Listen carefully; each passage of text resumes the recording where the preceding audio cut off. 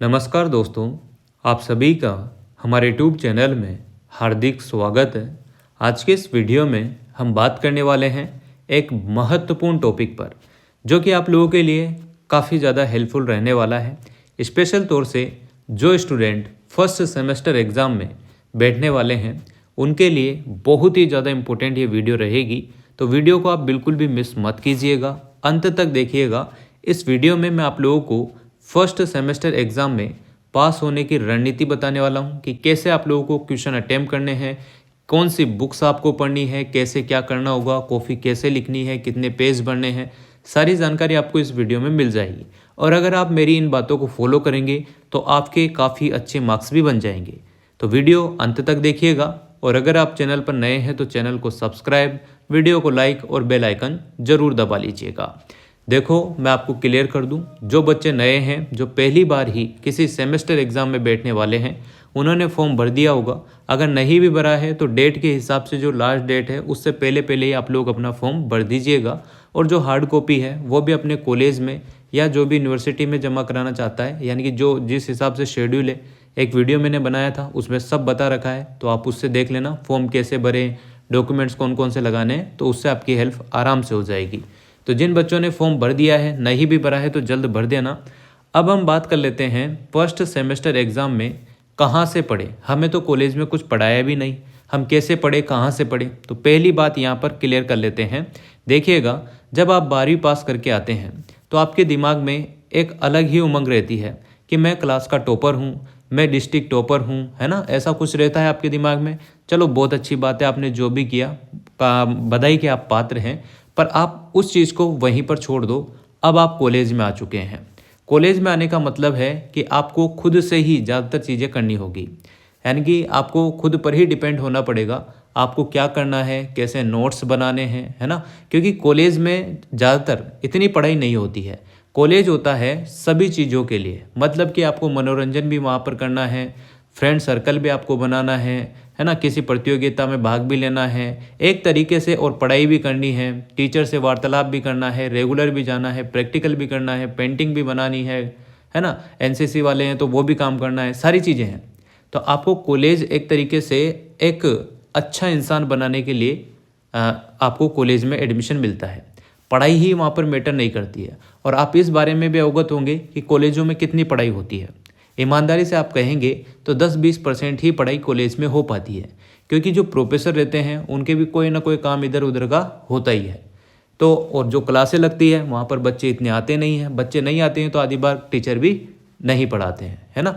और बहुत सारी बार प्रैक्टिकल चल जाते हैं, कभी कुछ असाइनमेंट आ जाते हैं, मिड टर्म आ जाते हैं। तो पढ़ाई पूरी तरीके से अगर 5 यूनिट भी आपकी है तो पूरी 5 यूनिट कॉलेज में किसी भी कॉलेज में नहीं हो सकती। तो आपको खुद से ही वो चीज़ें करनी होगी। अब आप सोच रहे होंगे कि सर आपने तो बड़े इजी वे में कह दिया कि आपको खुद से ही करनी है, पर हम करें कहाँ से। हम तो 12वीं पास करके आए हैं, है ना, या हम तो किसी कोर्स में नए हैं, हम कैसे करें। तो देखो, पहली बात मैं आपको सिखाता हूँ कि क्या करना है। अगर आप खुद से नोट्स बनाना सीख जाएंगे तो बहुत ही फ़ायदे का सौदा आपके जीवन पर्यंत रहने वाला है। क्यों? क्योंकि आप आगे जाके कंपटीशन की तैयारी भी करेंगे तो उसमें आपको हेल्प होगी, है ना। अब आप अगर टीचर पे डिपेंड रहेंगे तो ज़रूरी नहीं है कि सारे टीचर आपको सही सही चीज़ें ही बता दें या पूरा कोर्स ही करा दें, ठीक है। तो आपको सभी टीचर में से जो क्वालिटी अच्छी लगती है वो आपको लेना है, ठीक है ना। किसी टीचर की क्या चीज़ अच्छी लगती है, किसी टीचर की जो है कैसे बोलने की शैली अच्छी लगती है, किसी के साथ रहने की, कोई कैसे संस्कार दे रहा है उसकी, तो ऐसी चीज़ें भी आपको यहाँ से लेनी होगी। साथ में अगर हम पॉइंट पर आते हैं कि हम कैसे पढ़ें, कहाँ से पढ़ें। देखो, अगर आप बीए के स्टूडेंट हैं, बीएससी के स्टूडेंट हैं, बीकॉम के स्टूडेंट हैं, है ना, या BA BEd, BSc BEd, BEd MEd, BEd के स्टूडेंट हैं, तो मार्केट में आपके लिए सीरीज़ अवेलेबल है। आजकल नया सिस्टम है, ये हो गया है कि पहले ईयरली एग्ज़ाम के हिसाब से जो है सीरीज़ मार्केट में उपलब्ध थी। अब यहाँ पर सेमेस्टर के हिसाब से भी मार्केट में सीरीज़ अवेलेबल हो चुकी है। अब वो आपके ऊपर डिपेंड करता है कि आप राजहंस की खरीदते हैं, स्टैंडर्ड की खरीदते हैं, सम्राट की खरीदते हैं। बहुत सारे प्रोडक्ट हैं मार्केट में। तो उनमें होता क्या है, जो पुराने प्रश्न पत्र होते हैं, जो पहले क्वेश्चन आए हुए हैं, और यूनिवर्सिटियों में ज़्यादातर क्वेश्चन वही आते हैं। अगर आपसे ये पूछ लिया जाए प्रकाश संश्लेषण किसे कहते हैं, तो अगली बार क्वेश्चन आ जाएगा प्रकाश संश्लेषण क्या होता है, इसके बारे में समझो। ऐसे इधर उधर घुमा फिरा के बातें आती है। तो आपको वही 20-25 क्वेश्चन उस सीरीज में रहते हैं, आप उनको 1-2 बार रीडिंग लगा भी लेते हैं, एक बार भी लगा लेते हैं तो काफ़ी अच्छी कॉफ़ी आप लोग लिख सकते हैं। पहली बात ये ध्यान रखना। तो यहाँ पर टीचर पर डिपेंड होना ज़रूरी नहीं है, आप खुद से चीज़ें कर सकते हैं। अगर आपको ऐसा लग रहा है कि नहीं मुझे इन फ्यूचर इसी सब्जेक्ट में पीएचडी तक जाना है, आगे रिसर्च तक करना है, तो आप अभी से ये ध्यान रखो कि आपको सीरीज़ के लिए नहीं जाना है। सीरीज़ अगर आप लेकर भी आते हैं तो उसे पढ़ लो, कोई बात नहीं है, पर आप खुद के अपने नोट्स भी बनाते रहो। अब आप सोच रहे होंगे कि नोट्स कैसे बनाएं।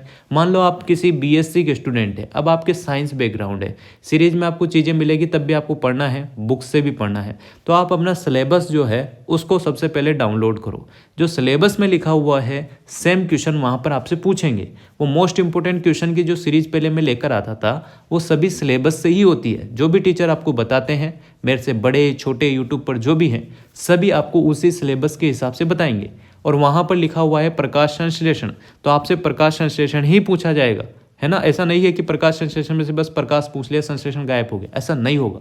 तो जो पॉइंट वहाँ पर लिखे हुए हैं, रासायनिक अभिक्रिया, अभिक्रिया की कोटि, प्रथम कोटि की अभिक्रिया, द्वितीय कोटि की अभिक्रिया, तो बस वही चलेगा। आर्ट्स वालों के 1857 की क्रांति है तो वो क्रांति ही पूछेगा, ठीक है ना। तो ये बातें आपको आप गूगल से भी पढ़ सकते हैं, बहुत सारे स्रोत आ चुके हैं, टेलीग्राम से भी पढ़ सकते हैं, चैट जीपीटी का सहारा भी आप लोग ले सकते हैं, है ना। यूट्यूब का सहारा भी लेकर आप लोग नोट्स बना सकते हैं। कोई भी टीचर आपको जहाँ पढ़ा रहा है, जहाँ आपको समझ में आ रहा है, जो टीचर आपको सही गाइडेंस दे रहा है, वहाँ से आप लोग चीज़ें प्राप्त करो और उनको एक नोटबुक में आराम से लिखो, शॉर्ट तरीके से भी लिखो और जो मतलब डेप्थ में है वो भी पढ़ो, ताकि आपका आगे भी अगर उसी सब्जेक्ट में आपको कुछ और चीज़ें करनी है तो आपको वहाँ पर जो है बेसिक कंप्लीट हो जाएगा और अभी पढ़ोगे तो काम आएगा, है ना। कॉलेज में आप जाते हैं, मान सकते हैं आप लोग बॉयज़ कैटेगरी है तो गर्ल्स की तरफ अट्रैक्ट होती है, गर्ल्स कैटेगरी है तो बॉयज़ की तरफ अट्रैक्ट होती है, ये सब चीज़ें चलती रहती है। ये आपको खुद ही बैलेंस करना है। किसी कंपटीशन में अगर आप भाग ले रहे हैं, आपकी 3rd रैंक आई है, आप फेल हो गए हैं, तो उसको सोचने से बढ़िया है कि आप नेक्स्ट ईयर और अच्छा परफॉर्मेंस करें, है ना, अच्छे मार्क्स लाएं, अच्छी पार्टिसिपेट करें। किसी भी कंपटीशन में अगर भाग ले रहे हैं, डांस प्रतियोगिता है, बहुत सारी प्रतियोगिताएं कॉलेज में होती रहती, खेल कूद वगैरह है ना। जहां आपकी रुचि है वहां पर भी पर्याप्त आप लोग टाइम दें। सीरीज से भी आप पढ़ सकते हैं अगर आपको पास ही होना है, और अच्छे मार्क्स भी सीरीज से आ जाते हैं, पास ही नहीं, अच्छे मार्क्स 80% भी मार्क्स सीरीज से आप ला सकते हैं, क्योंकि क्वेश्चन वही रिपीट होने वाले हैं जो पहले आ चुके हैं, 10-15 साल से वही चलता हुआ आ रहा है, ठीक है। तो ये चीज़ें आपको ध्यान रखनी है। पहली बात, टीचर पर आप लोगों को ज़्यादा डिपेंड नहीं रहना है। अगर आपकी क्लासें रेगुलर लग रही है तो आप रेगुलर जाएं, टाइम वेस्ट बिल्कुल ना करें। अगर आपके कोई महिला मित्र, पुरुष मित्र है तो जितना आपको वार्तालाप करनी है बस वहीं तक रखो, है ना। इधर उधर की बातें करने से कोई मतलब नहीं है। सब चीज़ें कॉलेज में होती है, हम जानते हैं, आप भी जानते हैं, है ना। तो उस हिसाब से अपनी पढ़ाई को प्रॉपर टाइम दें। बाकी आपके हिसाब से, अपने हिसाब से जो भी चीज़ें आप मैनेज करना चाहते हैं वो कर लीजिएगा, है ना। क्योंकि होता ऐसा है कि यही फेज़ आपका है जहाँ पर आपको सारी चीज़ें समझनी है, सोच विकसित करनी है, कहाँ आपको किधर जाना है, किस डायरेक्शन में जाना है, किस चीज़ से आपका बेनिफिट है, किस चीज़ से आपका नुकसान है, सब चीज़ आपको खुद ही समझनी होगी। चाहे आप 12वीं पास करके आए हो या फिर आपने BA कर ली हो, MA कर रहे हो, ठीक है। और ज़्यादातर स्टूडेंट क्या करता है, ये सोचता है कि मैं सीरीज पढ़ के MA कर लेता हूँ, पास हो जाता हूँ। पर जैसे गलती अपन ने 11वीं-12वीं में की है कि अपन ने NCERT नहीं पढ़ी, अपन ने ओनली पास होने के लिए रट्टे लगा लिए। अब वो NCERT आपको लास्ट तक भी कोसती रहेगी, वो लास्ट में भी आपको वापस से बेसिक से सही तरीके से ही पढ़नी है अगर आपको किसी कंपटीशन को निकालना है तो इस वजह से अभी जो भी चीज़ आप पढ़ते हैं कम ही पढ़ो, चाहे 3 यूनिट ही पढ़ लो 5 में से, पास होने लायक ही नंबर ले आओ, पर यहाँ पर अच्छे से आप लोगों को पढ़ना है।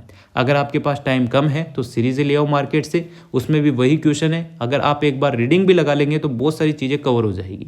ये तो बात रही, आपको नोट्स बनाना है तो नोट्स बना लो, सीरीज से पढ़ना है तो सीरीज से पढ़ लो, है ना। ये मत सोचो कि वो सर इतने अच्छे हैं, वो 5 यूनिट करा देंगे, नहीं करा सकते, किसी भी हाल में नहीं करा सकते, है ना। तो आप ज़्यादा उन पर डिपेंड ना रहें, खुद से करें। वो टीचर करा रहे हैं तो आप उनको लिख लें, जो यूनिट हो गई है उसको छोड़ो, दूसरे आप लोग अपने हिसाब से नोट्स बनाकर पढ़ लो, ठीक है।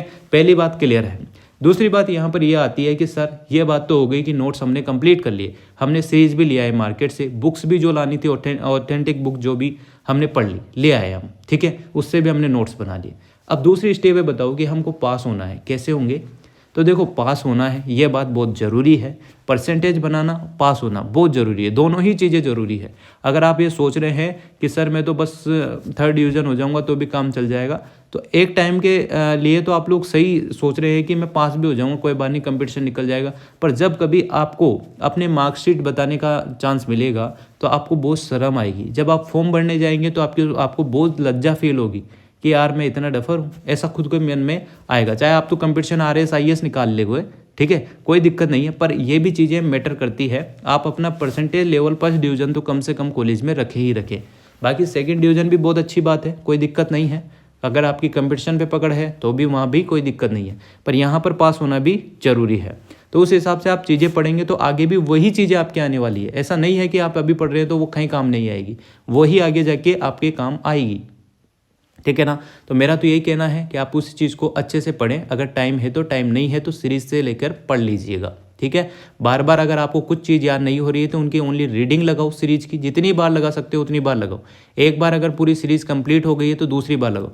सीरीज में भी विशेष तौर पर यह ध्यान रखो, जो छोटे क्वेश्चन है, लघुतरात्मक, लघुतरात्मक, अति लघुतरात्मक जो क्वेश्चन आते हैं उन पर आपको ज़्यादा टाइम वेस्ट नहीं करना है। निबंधात्मक क्वेश्चन खोलो, सीरीज में भी 20 या 25 क्वेश्चन या 30 क्वेश्चन जो हैं बस उन्हीं को पढ़ो, बार बार पढ़ो। छोटे क्वेश्चन तो उन्हीं से सोल्व हो जाएंगे, ठीक है ना। जो लघुतरात्मक आते हैं, अति लघुतरात्मक आते हैं, वो अगर आपने निबंधात्मक पढ़ लिया तो उसी से आपके सोल्व हो जाएंगे, इजी वे में आप लोग लिख पाएंगे, ठीक। अब दूसरी बात करते हैं हम कॉफ़ी लिखने पर, कितने पेज आपको भरने हैं। देखो अब आपकी तैयारी कंप्लीट हो गई है, मैं ये मान सकता हूँ कि आपकी तैयारी कंप्लीट हो गई, आपने नोट्स बनाए, सीरीज से पढ़ा, अब आपके एग्ज़ाम है। एग्ज़ाम में क्या होता है, बच्चे घबरा जाते हैं कि सर मेरे को कुछ याद नहीं है, मैंने पढ़ा तो बहुत था पर याद कुछ नहीं रहा, है ना, ऐसे दिमाग में आती है।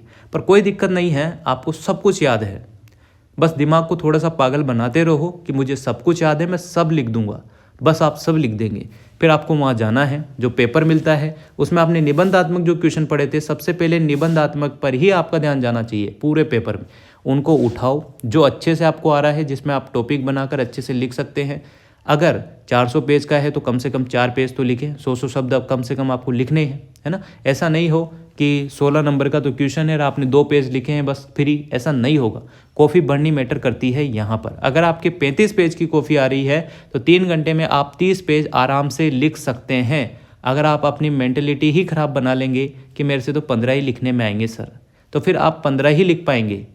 मेंटलिटी इतनी स्ट्रॉन्ग बनाओ कि 30 पेज में 3 घंटे में आराम से लिख सकता हूँ, कोई दिक्कत नहीं है। बड़े बड़े क्वेश्चनों में 5-5, 6-6 पेज लिखो दोनों साइड के मिलाकर। फिर जो लघुतरात्मक प्रश्न है उनमें 3 पेज लिखो दोनों साइड के मिलाकर। 3 पेज मतलब कि 1, 2 और 3, यानी कि 1.5 पेज लिखो कम से कम। इस टाइप से आप लोग क्वेश्चन करो। जो पहले आता है उसको पहले कर लो, जो बाद में आता है उसको बाद में रखो, और जो छोटे छोटे क्वेश्चन होते हैं 1 से 10 नंबर के, उनको लास्ट में करो आधे घंटे में। यानी कि जो 2.5 घंटा है आपका वो तो ओनली बड़े क्वेश्चनों को दो, निबंधात्मक और लघुतरात्मक, और छोटे क्वेश्चनों को मात्र आधा घंटा दो खींच के, वो भी लास्ट वाला, ठीक है। अगर वो छूट भी जाते हैं तो कोई दिक्कत नहीं है, 1 या 2 नंबर, 5 नंबर, 10 नंबर कट जाएंगे।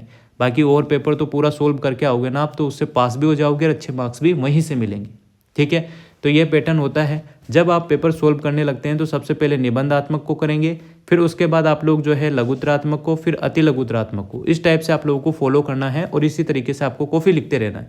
कॉफ़ी लिखते टाइम ये मत देखना कि मेरे को तो यार उसका आ नहीं रहा था, उसमें क्या लिखा रहा था। आपको जो भी उसके इर्द गिर्द आ रहा है, आप पढ़ के तो आए थे, कुछ टॉपिक कहीं का इधर उधर बन भी रहा है तो आप बना के लिख दो। अगर इधर उधर देखने में किसी दोस्त के में रह जाओगे तो 30 पेज तो छोड़ो, 15 पेज भरेंगे, और 15 पेज में भी आपका दोस्त भी इतना तुर्रम खान नहीं होगा कि वो पूरे के पूरे सही लिख रहा होगा। और यहाँ पर जो है निबंधात्मक या रिटर्न जो एग्ज़ाम होते हैं उनमें आपको अपने मन से लिखना होता है। आप पढ़ के आओ किताब से, मन से लिखो, फिर उसको अपनी डेफिनेशन में लिखो, ताकि जो भी कॉफ़ी चेक करेगा उसको भी समझ में आना चाहिए, क्योंकि उसने भी कब की पढ़ाई छोड़ी होगी, 10-15 साल हो गए होंगे, है ना। तो वो बस बाहरी लैंग्वेज के हिसाब से ही आपको मार्क्स देते हैं। हाँ, मान सकते हैं जो केमिस्ट्री, फिजिक्स, बॉटनी, जूलॉजी या जो मैथ वाले हैं उनके यहाँ पर जो है मैटर करता है कि वो जो पढ़ के आ रहे हैं उसका भी लिखना है, साथ में उनके मन से भी थोड़ी बहुत चीज़ें लिख सकते हैं। बाकी जो आर्ट्स वाले हैं, BA वाले, BCom वाले भी बहुत सारे सब्जेक्ट हैं जिनमें आप लोग अपने मन से लिख सकते हैं। बाकी जो कैलकुलेशन है वो तो बिल्कुल फिक्स रहती है BCom वालों की भी, है ना। और जो BSc वाले हैं उनको थोड़ा पढ़ना भी पड़ता है और थोड़ा अपना माइंड भी लगाना पड़ता है और थोड़ा लिखना भी पड़ता है। MA वाले हैं, खूब कॉपी भर के आप आओ, एक बार पढ़ लो सीरीज में से, कॉपी भर के आओ। MSc में आपको खुद ही लिखना होगा चीज़ें, है ना। ऐसा नहीं है उसमें कॉफ़ी भरना मैटर नहीं करता है, उसमें कॉफ़ी तो भरोगे ही सही आप, पर जो पूछा है वही आपको लिखना होता है एमएससी में, ठीक है। और जो एमकॉम वाले हैं वो अपनी कैलकुलेशन के हिसाब से लिख ही देते होंगे, है ना। ये चीज़ें आपको रखनी है। 3 घंटे में 30 पेज कम से कम, और अच्छे लिखना है, कोई काटा पीसी नहीं करनी है। पेज नहीं भरने में आ रहे हैं तो डायग्राम बनाकर आप उनके जो है आराम से डायग्राम पाई चार्ट वगैरह बनाकर उनको डेफिनेशन बढ़िया अच्छे से लिखो, सब चीज़ करो, ठीक है। तो ये चीज़ें हो गई है पास होने की दूसरा पॉइंट। अब तीसरा पॉइंट आपके दिमाग में आता है, पहला तो हो गया कि खुद के नोट्स या सीरीज कैसे भी पढ़ लीजिएगा। दूसरा दिमाग ये क्लियर हो गया है कि आपको कॉपी कैसे लिखनी, कितने पेज लिखने हैं, कैसा लिखना था, है ना। राइटिंग आपकी अच्छी होनी चाहिए, बहुत मैटर करता है। अगर अच्छी राइटिंग नहीं है तो लिख लिख के पढ़ना स्टार्ट कर दो, लिख लिख के लिखना स्टार्ट कर दो या पढ़ना स्टार्ट कर दो, ठीक है।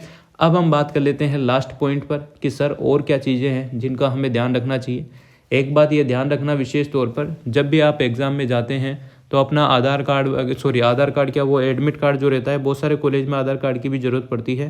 पेन वगैरह ऐसे लेकर जाओ जिसमें आप लोगों को आराम से चीज़ें समझ में आ जाए। ऐसा नहीं बिल्कुल बारीक पॉइंट का ले जा रहे हो या ऐसा बहुत मोटा ले जा रहे हो तो बहुत दिक्कत हो सकती है। नॉर्मल पेन जो चलता है उसी हिसाब से आप लोग लेकर जाइएगा पेन को भी, और 2 या 3 पेन लेकर जाया करो। कोई बीच में अटक भी जाए तो आपका काम आसान रहे, लिखने में आपको कोई दिक्कत ना आए, ठीक है ना। इन बातों का ध्यान रखें। और जितना आपसे शब्दों का पूछा गया है, जैसे 500 शब्द पूछा है तो 5 पेज लिख के दूसरा क्वेश्चन करना स्टार्ट कर दे। अगर एक क्वेश्चन अच्छे से आपको आ रहा है, 10-20 पेज आप उसमें लिखते रहेंगे तो टाइम वेस्ट होता रहेगा, ये भी ध्यान रखिएगा, ठीक है।